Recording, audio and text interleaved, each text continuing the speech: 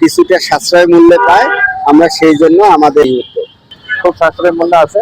ন্যায্য মূল্য হিসাবে ভালো হয়েছে, ডিমের সাইজ ভালো। ডিম নিলাম 250 টাকা করে খাতা, খুব সাশ্রয় মূল্য আছে।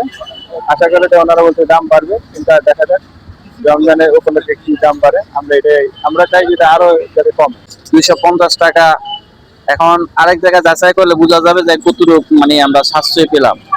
তো এটা ন্যায্য মূল্য হিসাবে ভালো হয়েছে, ডিমের সাইজ ভালো আছে, তাই আমি 2 খাসি নিলাম।